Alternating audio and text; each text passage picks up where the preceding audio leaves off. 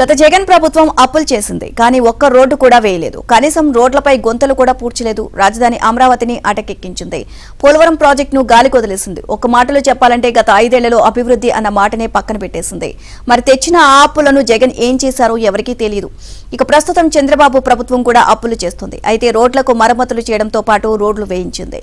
అమరావతి నిర్మాణ పనులు కళ్లెదురుగా కనిపిస్తున్నాయి. పోలవరం ప్రాజెక్టు నిర్మాణం శరవేగంగా సాగుతుంది. ఇంకా ఎన్నో ప్రాజెక్టులు చేపడుతున్నారు. నేడు అభివృద్ధి పరుగులు పెడుతోంది.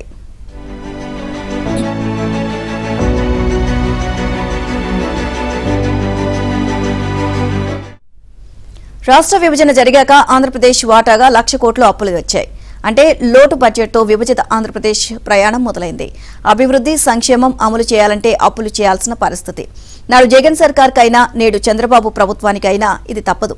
అయితే నాడు అడ్డగోలుగా 1,00,000 కోట్లు అప్పులు చేసి అభివృద్ధిని పూర్తిగా విస్మరించిన జగన్ ప్రస్తుతం చంద్రబాబు ప్రభుత్వం భారీగా అప్పులు చేస్తోంది అని, రాష్ట్ర ఆర్థిక పరిస్థితి అత్యంత ఆందోళనకరంగా ఉందని విమర్శలు చేశారు. ఆయన రోత పత్రిక పెద్ద కథనం రాసింది. కానీ అప్పులు చేయడంలోనూ అభివృద్ధి సంక్షేమంలోనూ వైసీపీ సర్కారుకు కూటమి ప్రభుత్వానికి కొండంత తేడా ఉంది.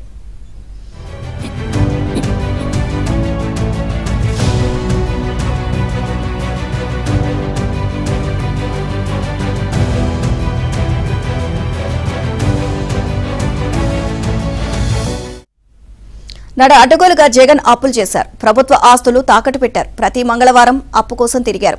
అయినా ప్రభుత్వ ఉద్యోగులు పెన్షనర్లకు 1వ తేదీన సక్రమంగా జీతాలు ఇవ్వలేకపోయారు. 5 ఏళ్లు ప్రతి నెల జీతాలు పెన్షన్ల కోసం ఎదురు చూడాల్సిన దుస్థితి.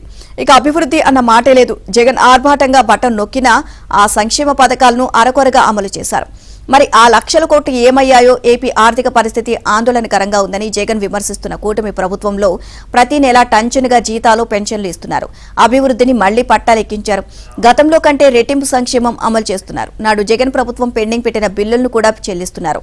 అప్పులు చేసినా నాటి వైసీపీ పాలనకు నేటి కూటమి ప్రభుత్వానికి ఎంతో తేడా ఉంది.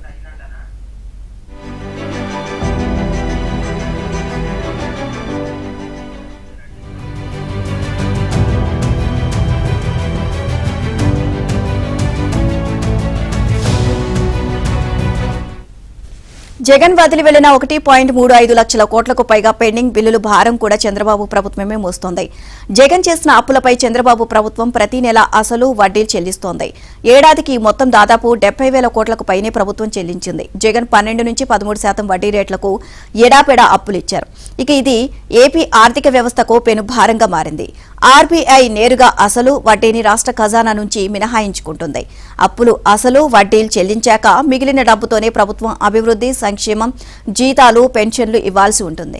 కేంద్రం నుంచి రావాల్సిన నిధులన్నిటినీ తీసుకొచ్చి ఏపీ అభివృద్ధికి ఉపయోగిస్తున్నారు. గతంలో జగన్ కేంద్ర ప్రభుత్వ పథకాల నిధులను కూడా దారి మళ్లించడంతో ఆ పథకాలు నిలిచిపోయాయి. దీంతో కేంద్రం నుంచి నిధులు ఆగిపోయాయి. వాటిని చంద్రబాబు ప్రభుత్వం పునరుద్ధరించింది.